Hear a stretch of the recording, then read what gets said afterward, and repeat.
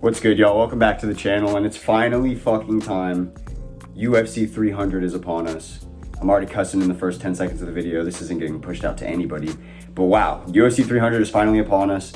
We had, 4 weeks of garbage UFC main events. Pretty trash cards through and through, but we're done with it. We made it out the dark ages. We're here. We see the light.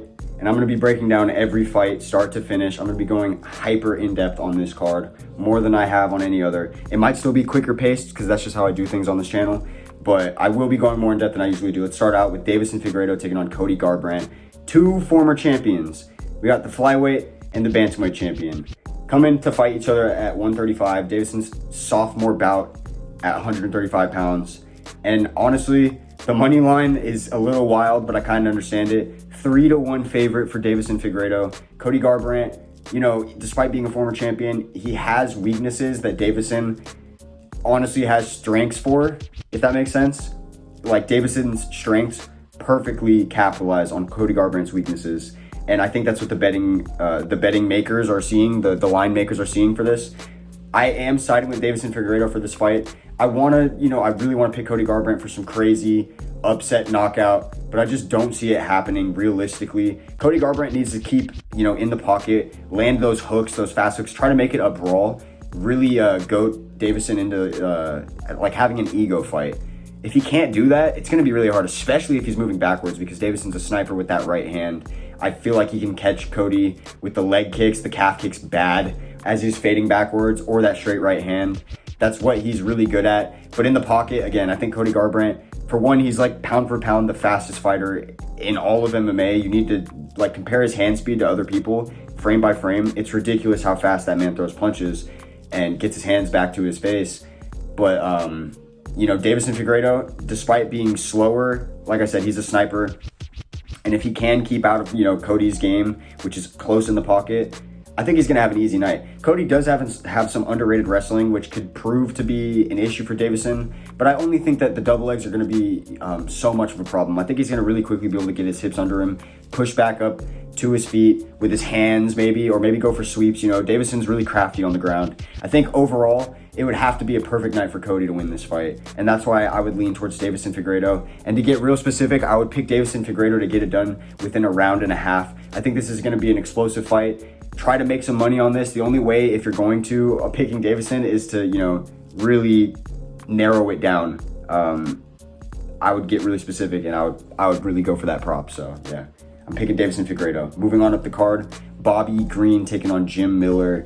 This is a great fight. Jim Miller has been on UFC 100 and 200, as you all know, and now he's on UFC 300. Jim fucking Miller taking on Bobby Green, or King Green.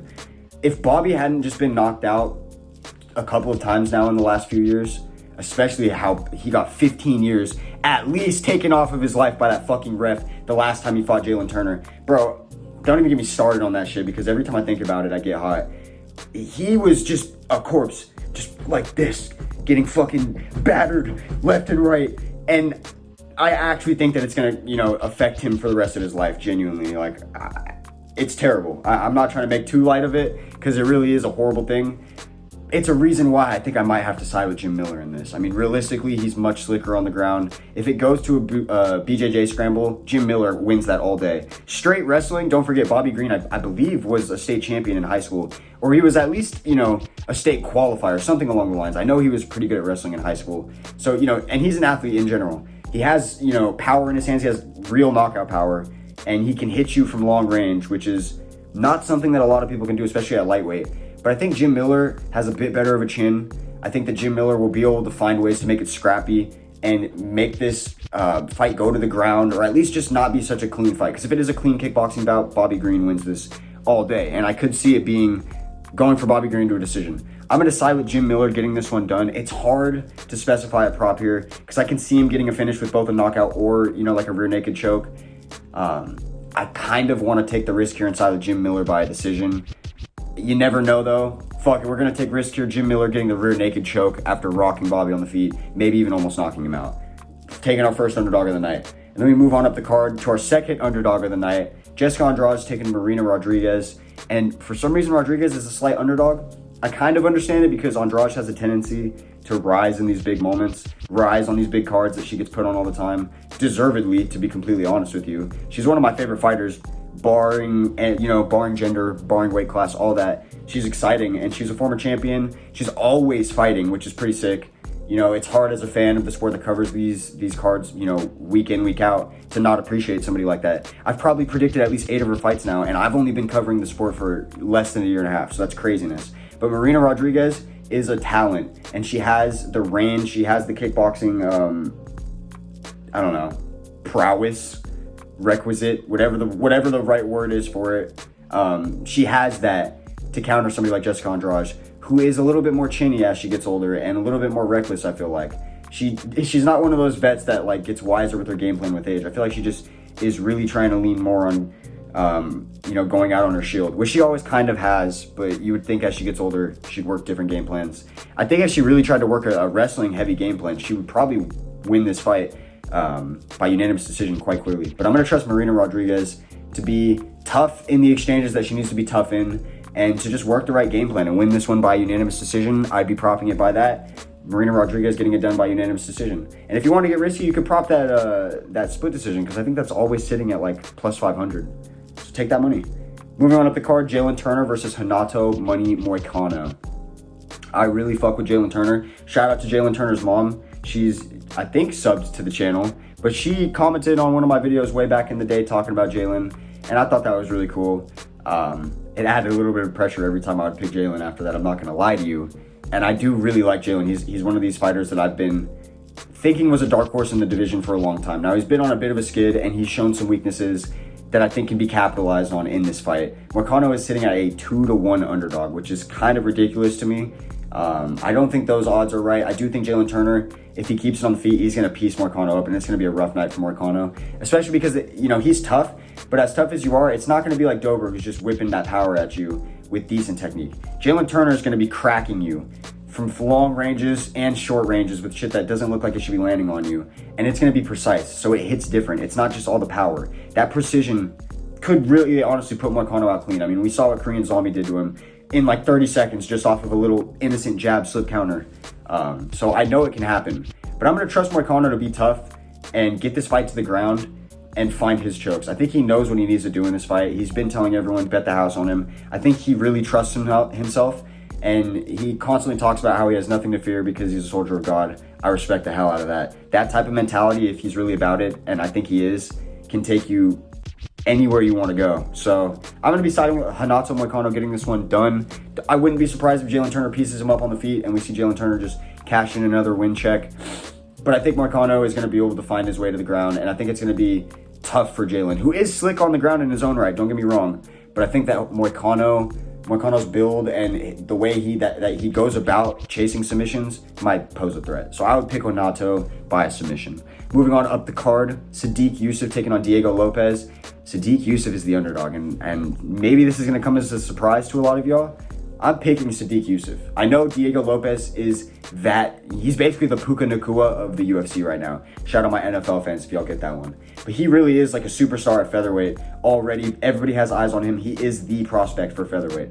And despite the fact that he's not even ranked yet and he's getting his first shot in the top 15, a lot of people expect him to wash somebody like Sodiq Yusuff. He does have almost double the experience, and he does have a really well-rounded game.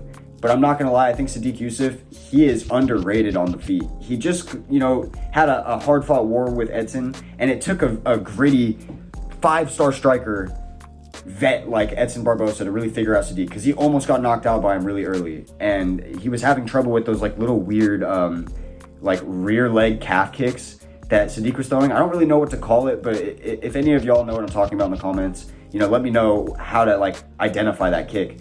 But it was super unique. I've only seen Sodiq throw it really, and maybe one other person at all. And it was really effective. He's sneaky like that. Not to mention he has a really well-rounded just wrestling and Brazilian Jiu-Jitsu game. A lot of people only have BJJ or they only have wrestling. He has both, and it's pretty solid. He's also very, very big for featherweight. He's like the perfect build for a featherweight. Honestly, for a while, I thought Sodiq was the future of the division. And he's had a couple of rough bouts with Arnold Allen and Edson, but I still think that he's him. And that fight with Mike Davis, go back and watch that, because I know y'all remember that fight on the Contender Series, way back in the first season of it. That was a war, and it was with a guy that's naturally a higher weight and who I already think is a dark horse at lightweight if he just keeps fighting. It's hard to bet against somebody like Sodiq when I know that he knows how to work a game plan. His fight IQ is elite already, and he's a much better striker. Diego, if he finds a way to get to the ground, which he usually doesn't chase takedowns, he finds people on the ground by dropping them and getting them there, or they decide to take him down for whatever fucking reason, which I don't think Sodiq will do. And I don't think Diego can out-wrestle Sodiq and, get him to the ground unless he's really trying to make him scramble all around the cage. So I'm going to be siding with Sodiq Yusuff getting this one done by a gritty decision. I think it's going to be close. I think it's going to be 2 rounds to 1, maybe even a split decision for some judges.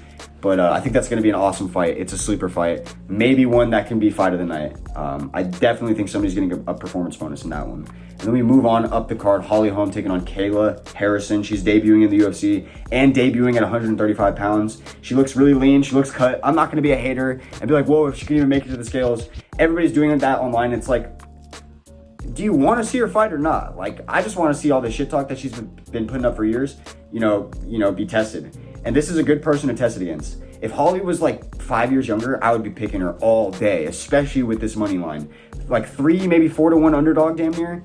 I don't know, because it's been shifting a bit, but bro, Holly Holm is still an ex-champion, and she's still somebody that holds one of the greatest upsets of all time.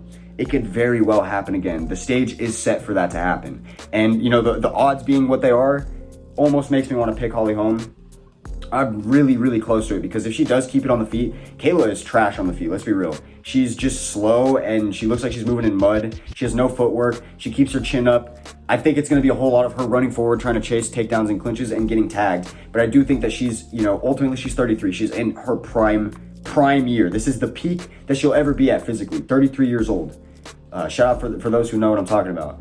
And because of that, Holly's 42. It's just, there's a difference there. Holly's going to probably be out muscled. Let's say that for sure. I would almost think. I think she is going to be a little bit more technically sound in the clinch in certain areas, and that might catch Kayla off guard. But overall, I think it's going to be easy for her to drown Holly out for a decision. If Kayla can finish Holly Holm, she will maybe gain a fan from a lot of people. Honestly, that would be like the best case scenario for her career. And hey, who knows? Holly Holm could have a big upset again. I would love it if she did that and then closed out her career. That would be awesome. She silenced 2 trash-talking Olympians that thought they were all that. That would be sick. Moving on up the card, Calvin Kattar taking on Aljamain Sterling, another former champion in this bout. Moving up to 145. This is a hard fight to pick. Honestly, when it was first announced, I was thinking, oh, this is a wash. Calvin Kattar is going to outbox Aljo on the feet. He's going to be trying to throw his wonky leg kicks and getting caught in the pocket by long rangy straights. And as time's gone on, I've really just remembered that before all the bullshit with Aljamain, I was a big fan of him. I was actually genuinely a big Funkmaster fan. I remember his Pedro Munoz fight.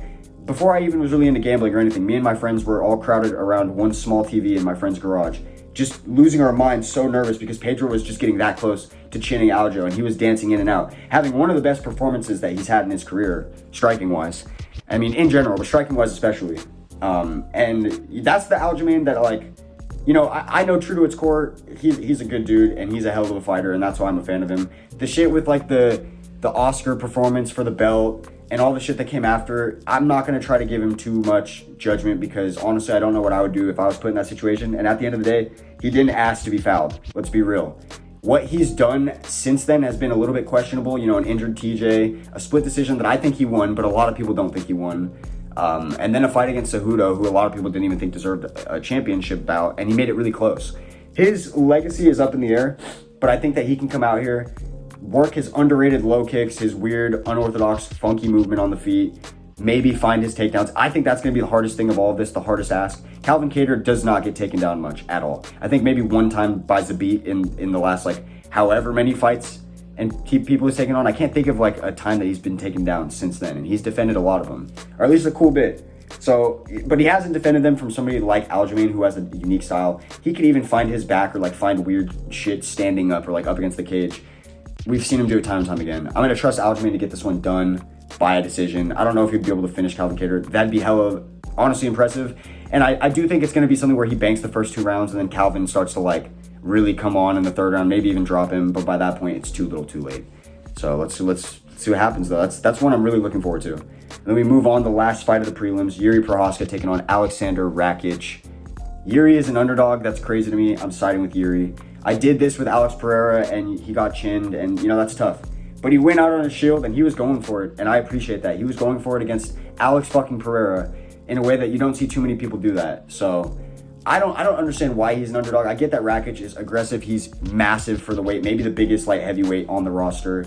He's super explosive. But let's be real, he does have some real flaws in his game. He leaves his chin high up there. And honestly, sometimes he's explosive and he's too explosive and he leaves himself just really open for counters. Sometimes he'll throw like big leg kicks and he swings himself off balance. Even just little shit like that, I find Jiri often capitalizes on those types of situations in his career. You can go back through every promotion he's been in. He is so good at just finding ways to win in situations you wouldn't think. He's on the ground with somebody like Glover, who should be able to just neutralize him and dominate him like everybody else Glover dominates. But no, he finds a way to choke out somebody like Glover and win grappling exchanges and get to his feet and just do things you don't expect. With strikers that are super technical and have knockout power, you think, okay, no, it's done for Jiri. And then he finds ways to win those. I mean, up until Alex Pereira. I just think that this might be a little bit much to ask for Alexander Rakic, who's coming off of a 2-year layoff, like 600 days, 700 days, something crazy like that, I think. Correct me if I'm wrong, but I'm pretty sure it's like a ridiculous layoff. It's hard to trust somebody like that against somebody like Jiri, who's just a fucking warrior through and through. So I'm going to be siding with Jiri Procházka, getting this one done by a finish. I'd prop it just for it to be a finish. I wouldn't specify because I could see him dropping him and then getting a choke. Anything can happen. And then we move on to the main card. I don't even need to say much about it because I know this is like a social experiment or something by Dana.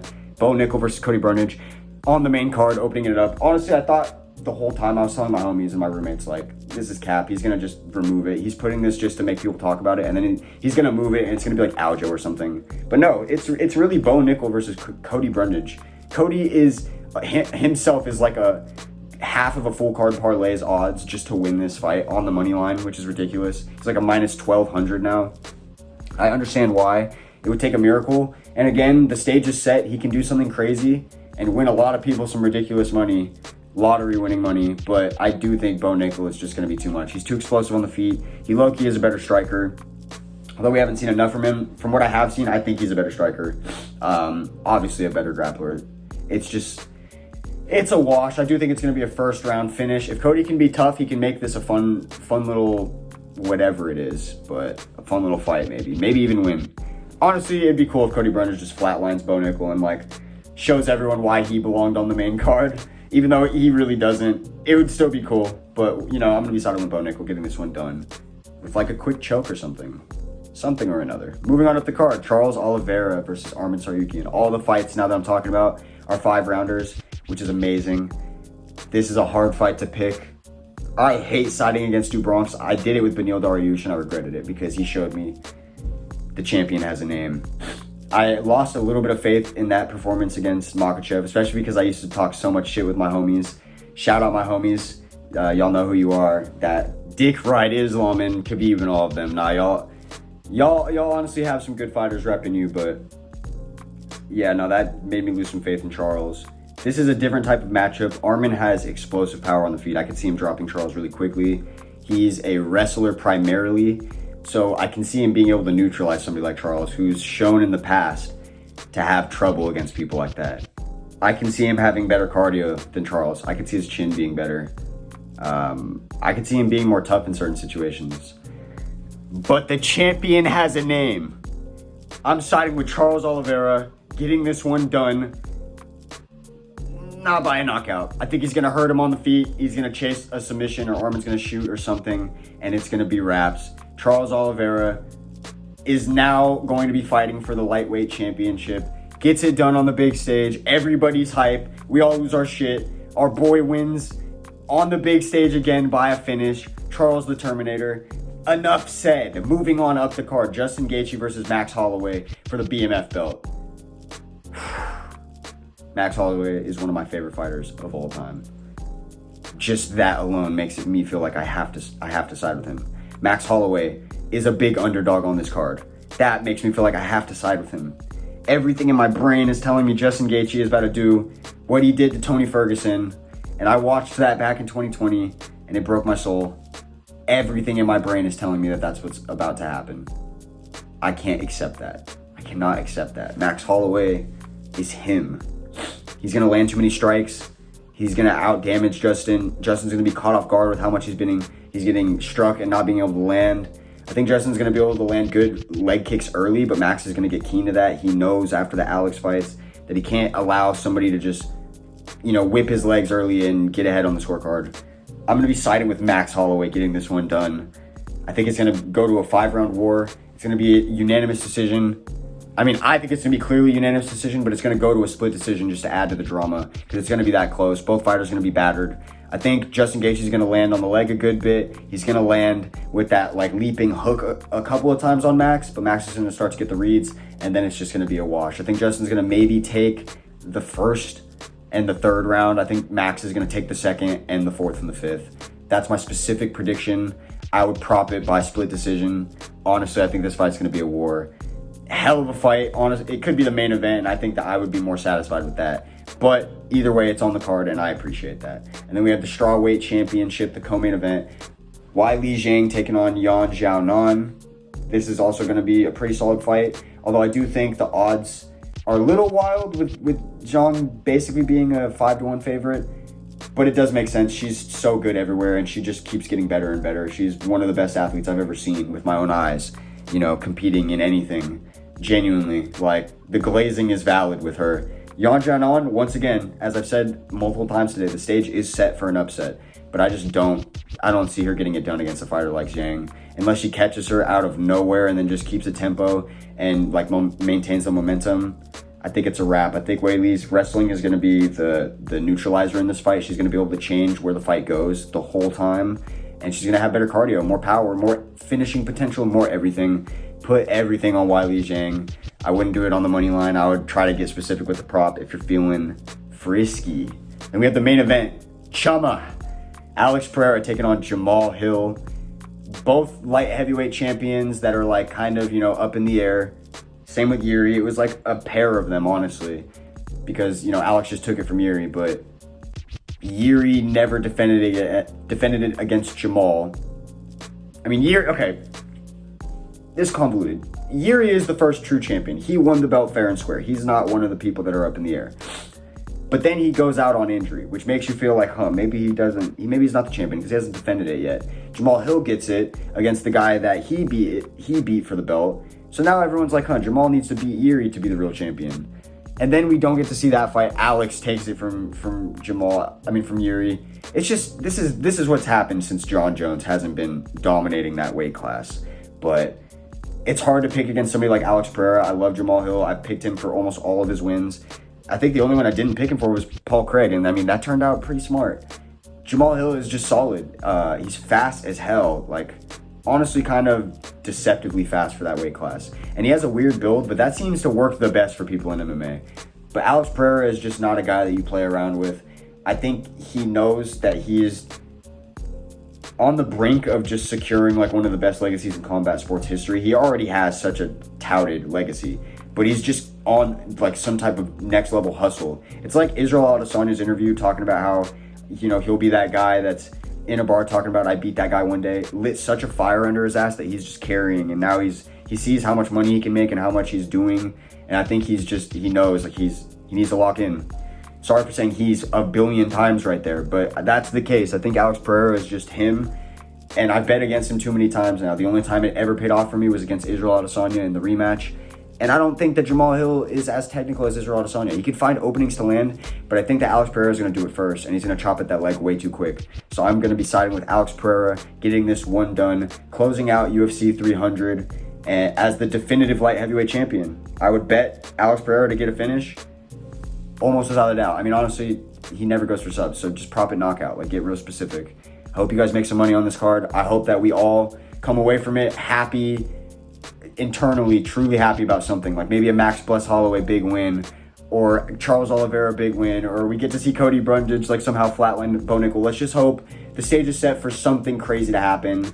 Some underdog has to have a crazy performance. Let me know down below who you guys think is getting this one done. Just let me know your guys' picks. I will catch y'all.